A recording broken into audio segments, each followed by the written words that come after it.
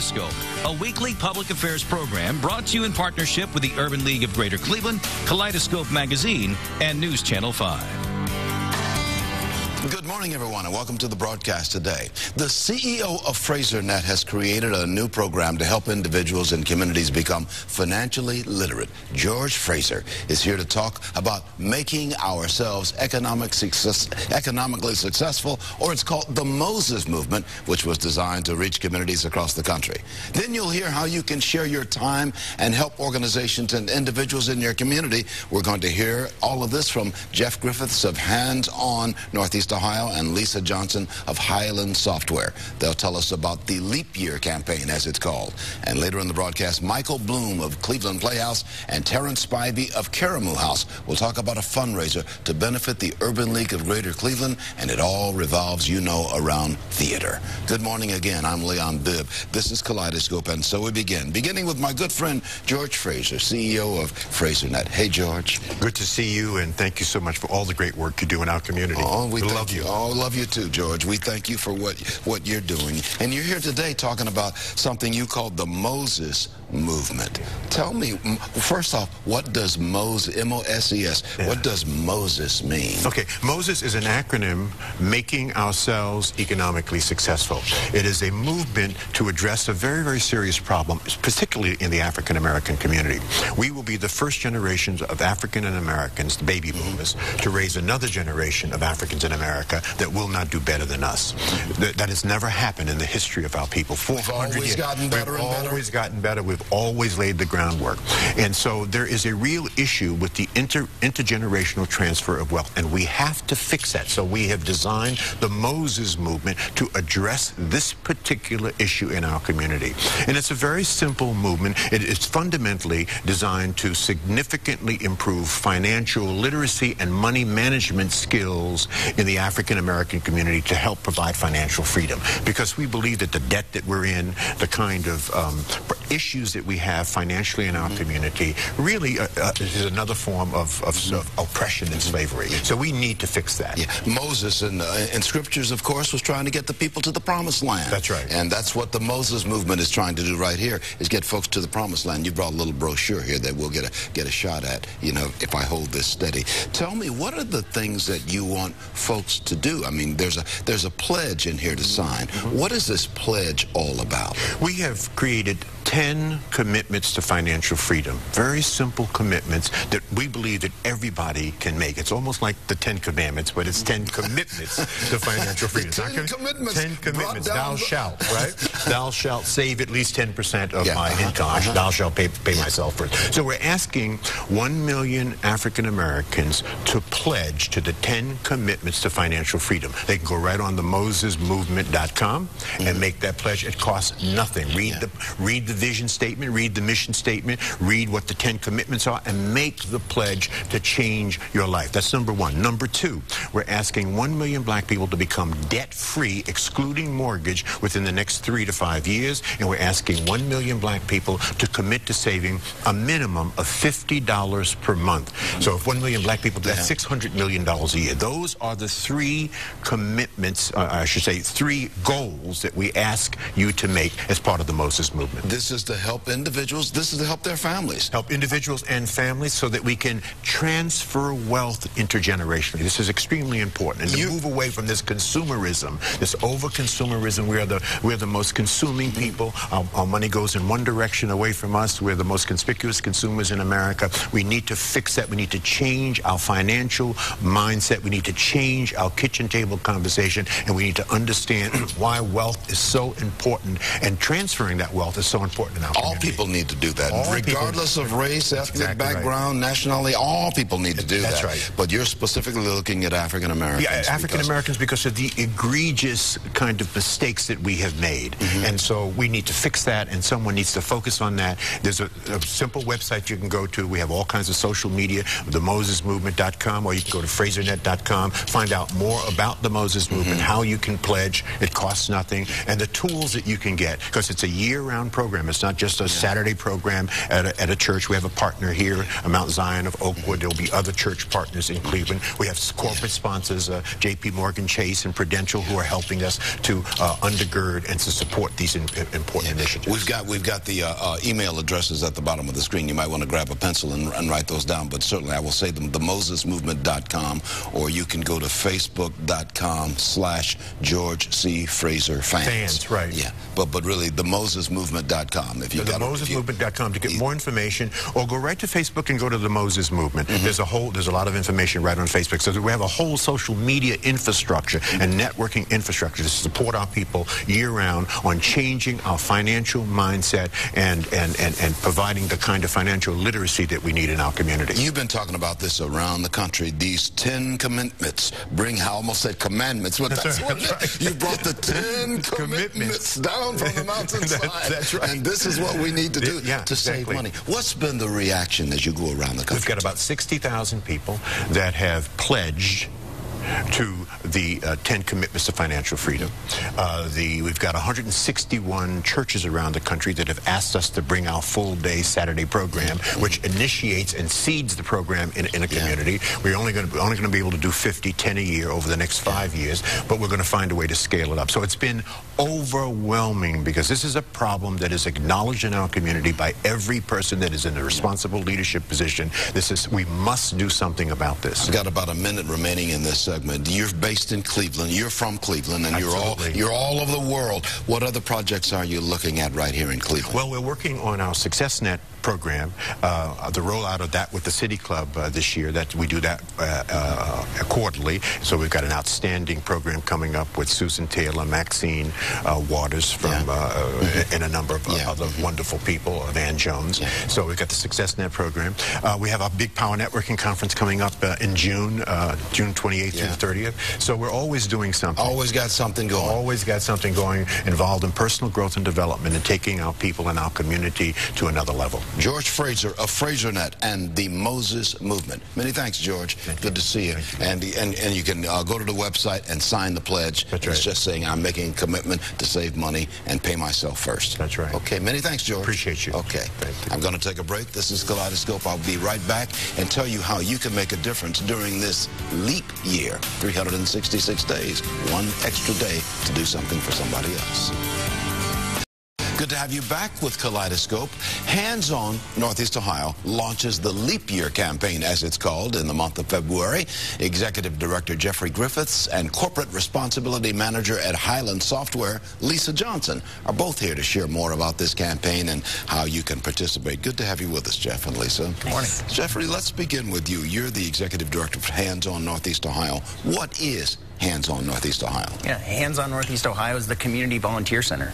We make it easy for people to give back by managing volunteer projects that not only make volunteerism accessible every single day of the year, but also build capacity for local agencies who often don't have the bandwidth to find, place, recruit volunteers. Give me an idea how you manage a volunteer effort. Yeah, so we train and equip citizens as volunteer leaders to be really the boots on the ground at a certain project. So they may be making sure that you're signed in, that you have an overview of the mission of the organization that we're supporting, and that you have a meaningful experience. Your time is used wisely. I mean, these are busy times, so that people, when they give back, want to make sure that their time is used to its fullest. Okay. Well, we're going to talk a little bit more with you about this. I want to bring in Lisa Johnson right now, your Corporate Responsibility Manager for Highland Software. How does Highland Software fit into this HandsOn Northeast Ohio project now? Yeah, absolutely. Jeff and I had a conversation a few months ago about how we could take our corporate responsibility program at Highland to the next level. And our philosophy at Highland around corporate responsibility is really giving back to our community, but also encouraging, enabling our employees to participate in that effort. So partnering with an organization like HandsOn is really important for us because they can help us mobilize probably over 400 plus people in the community to be really transformational and do something really impactful. You and I were talking just before we came out to the set here for this broadcast, and you reminded me this is leap year. It is. And so leap year plays a part in this. We've got an extra day, I guess February the 28th. 29th. Yep. We'll have on February 29th. You've got something called the Leap Year Campaign. What is that, Lisa? What that will look like at Highland will be a program that will happen over February, probably into June. So it enables our employees to not only financially be involved in this project, but also actively by giving service in a very hands-on way. So that might look like next month doing a fundraising component to this project, and then maybe sometime in the summer when maybe there's not some snow on the ground, you know, folks are out there in the community painting a school, doing some landscaping, potentially using our technology expertise as a software company, you know, to help set up a computer lab or, you know, things like that. So really just enabling our folks to get out into the community for good. Jeff, you've got an extra day this year. Now, That's that right. means we've got an extra day to help somebody else. Exactly. And that's what that's what you're building with the Leap Year campaign. Yeah, the Leap Year campaign says, hey, we have 366 days to do good. And Hands-On, in partnership with Highland and Clear Channel Radio and Caribou Coffee, want to challenge and inspire people to do really three things. We want people to pledge their day, to say how they tell us, how will they give their day in time or dollars and effort at pledgeyourday.org. And then we want them to share that pledge. Let friends and families, faith groups, businesses, let people know and get more people invested in that pledge. Go onto social media and share that pledge on Facebook at pledgeyourday.org or on Twitter with the hashtag of pledgeyourday. And then we want to help turn that pledge into action. And we are going to make that easy for people by having some signature Leap Year projects on Leap Day, on Earth Day, September 11th, Day of Service and Remembrance, and during National Family Volunteer Day in November. But then we also want to provide resources and tools so that your pledge, whatever you're passionate about, can be linked to the most critical need in the community. Let me put a phone number on the screen. 216-432-9390 is the phone number for everything we've been talking about. Or you can go to pledgeyourday.org, pledgeyourday.org, and get more information on everything we're talking about. Lisa, how vital is it for volunteers to be involved in our society? It's absolutely critical, and I see it every day. You know, I'm humbled by the generosity and the passion of people at Highland Software, and I'm missing the mark, you know, as the corporate responsibility manager, if people don't feel connected to what we're doing.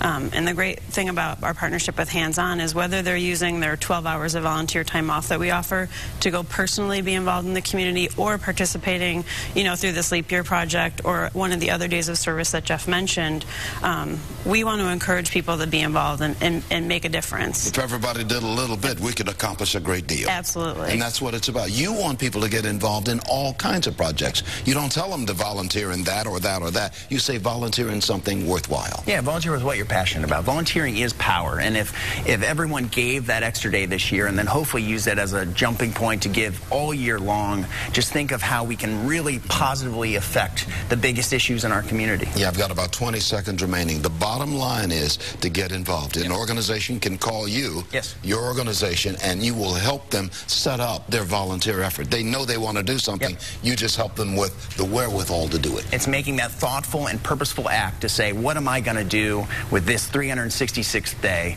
And then we're going to help provide those tools and resources to make sure that it's meeting the most critical need in Northeast Ohio. We can change the world, can't we, Lisa? Absolutely. That's what it's all about. Lisa Johnson, who is Corporate Responsibility Manager for Highland Software, thanks for being on the broadcast. Thanks for having us. Jeffrey Griffiths, Executive Director of Hands-On Northeast Ohio. Thank you. Thank you, Liam. You've done a wonderful job keeping us apprised of the importance of volunteering. Thanks. Okay. I'm going to take a break. This is Kaleidoscope. I'll be right back in just a moment. We're going to talk to the Caribou Theater and the Cleveland Playhouse. They've got a special fundraiser coming up for the Urban League after this. Welcome back to more of Kaleidoscope. A number of theaters here in Northeast Ohio have formed a partnership to benefit the Urban League of Greater Cleveland. The artistic director of the Cleveland Playhouse, Michael Bloom, is here, and the artistic director of Caribou House, Terrence Spivey, is also here to talk more about this effort. Michael Bloom sitting next to me, Terrence Spivey sitting on the outside there. Good to have you here, gentlemen. Great to be here, Leon. Thank you. Whenever I see local theater, I will and artistic directors, I immediately in my mind see Michael Bloom and Terrence Spivey. You guys are doing a wonderful job. Thank you. In keeping theater on stage here and keeping us going on. So tell us about this partnership that you've got here in Northeast Ohio for to benefit the Urban League. Michael? Well, this is actually in February 12th. Cleveland Playhouse is doing a performance of Radio Golf, August Wilson's play, as a benefit for the Urban League. But also what we're doing is we're working with Karamu and Cleveland State University to really kind of create a de facto celebration of August Wilson work in this area. And I think there are, what, there are four or five, yeah. Yes, I mean, we were thinking about a theme. It seems like a season of August. Yes. It seems like. True North Theater, I know, is doing the piano lesson. Tri-C Metro Theater is doing Joe Turner's Coming Gone, or Two Trains Running, Two Trains Running. And East Cleveland Theater's doing Fences. Actually, it's a revival. They're bringing it back. And, of course, we're doing Jimmy the Ocean in May. In the month of May. Yes. What brought this on? I mean, theater's working together now. Usually, there's competition there, but there's also a unified effort as well. Yes, it is. Talk about that, Terrence. Well, the interesting thing about August Wilson, I mean, these plays are part of his Pittsburgh cycle. He wrote 10 plays. And he's from Pittsburgh. He's from Pittsburgh. And ironically, the play we're doing, Jimmy the Ocean, opened that 10-play cycle. It's decade by decade. And Radio Golf that the Cleveland Playhouse is doing ended the cycle. So that was a discussion that Michael and I had about 2 or 3 years ago of a community partnership. When I heard he was going to do radio, I said, I'm going to wait. If you do that, we're going to do Jimmy the Ocean. And it just so happened this season that these other theaters are doing some of his works as well. So it's all kind of falling into place. Falls into place. How's the new facility going? You guys have moved to Playhouse Square now. It's really phenomenal, Leon. We have a main stage of 500 seats. It's just beautiful. And we're opening a second stage, and actually the show 10 Chimneys is running now in our second stage with, it's only got 7 rows and 300 seats in it. Very intimate space. So Very intimate. It's fantastic. Not a bad seat in the house, as they say. No, there really isn't. Yeah. And how are things going at Karamu? Going very well. The facility's still there, strong bones, red brick building, and we have right now running the Bluest Eye. And it's we've so far our last 3 Sundays are sold out for the show. So Lydia Diamond adapted the production of the play from Toni Morrison's novel. So it's doing very well. Karamu Theater at the corner of East 89th Street and Quincy Avenue, and of course the Cleveland Playhouse in its now new Playhouse place. Square. Now at Playhouse Square. Right. Part of that wonderful part of the city in downtown Cleveland. What do you want to come out of this collaboration that will benefit the Urban League? Well, first of all, we've had a partnership with the Urban League for some time now, and they come to our plays, and I know they come to Karamu, and it's important, I think, for the whole community, and I know Terrence agrees with me on this, that the community realize what an amazing achievement this 10-play cycle by August Wilson really is. It's one of the greatest achievements in American theatrical history. Yes. I'd be very hard-pressed to come up with a greater one. Yes. And, for the community to understand, for this community to understand what an amazing artist August Wilson was, I think is something that we both feel very passionately about. I hear Terrence Spivey saying amen over in the amen corner. I mean, like we say, Langston Hughes is the poet of black poets. He's the playwright of black playwrights, August Wilson. I mean, his voice is amazing and educational for the youth as well. So this fundraiser now, what can people do to help with this fundraiser, which is slated for February 12th? Well, they can buy tickets at clevelandplayhouse.com, or 2416000 is our box office phone number. And that will all benefit the Urban League. Right. Of course, working with the Urban League, you've been working with various organizations in town. This benefits another organization that has been around for a long time as well. Yes. And I'm gonna take a break. I'm coming up on break time right now, but these gentlemen are gonna stick with me for our next segment, because we're gonna talk about the 100th birthday of both organizations coming up. It just kind of fell that way 100 years ago, and they're still together. Yes, still together. We're gonna take a break. break, we continue talking to Michael Bloom and Terrence Spivey of the Cleveland Playhouse and the Karamu House, respectively. Back in just a moment. We continue our discussion with Michael Bloom, Artistic Director of the Cleveland Playhouse, and Terrence Spivey, Artistic Director for Karamu House. Michael, you've got this play, Radio Golf, coming up in the month of February, this month. What's it about? Well, it's the last play in the 10-play cycle by August Wilson. It's the most contemporary play, and it's about the first African-American to run for mayor of Pittsburgh.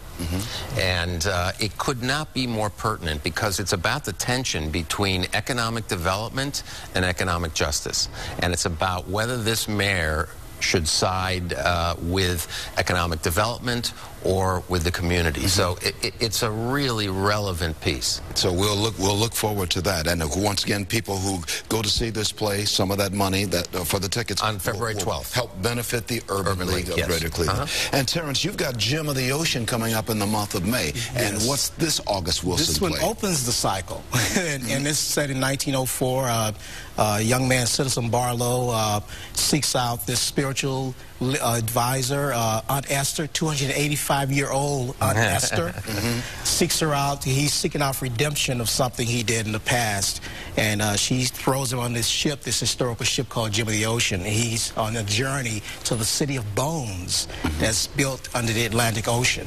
So it's about seeking redemption. It's also intergenerational, and I think it's very important that nowadays that some of us, you know, seek out redemption, looking for some justice or whatever, but it's before its time. And this it's the first piece that opened the cycle. This will be in the month of May. We'll look forward to that. Very magical journey to that. I've got about a minute remaining. 100 years old. Neither one of you 100, but your organization combined, maybe. I don't know. You're celebrating 100 years at Karamu and 100 years at Cleveland Playhouse. In 2015. 2015. Right? What's that tell you about what was happening 100 years ago? Around this time period? Well, in the early 1900s. It was really amazing. I mean, there are a lot of other organizations that were developed right around that period. The Art Museum, the Orchestra, the Cleveland Foundation, and the City Club. The City Club. And it tells you that the fathers of the community at that time really felt that culture was extremely important in the life of the city. And I think it's had, you know, an ongoing benefit, and it's really a part of the lifeblood of Cleveland. And we continue with that in our final 15 seconds. Yes. We continue with that lifeblood at Karamu. Yes, at Karamu and at House. Cleveland Playhouse. What the Jellips are doing, I mean, with what they were doing in integration, and they were radicals in bringing people together on stage, of healing of race. Gentlemen, thank you so much for being on the podcast. Thank you. That's going to do it for us. We'll say be well. Kaleidoscope, a weekly public affairs program brought to you in partnership with the Urban League of Greater Cleveland, Kaleidoscope Magazine, and News Channel 5.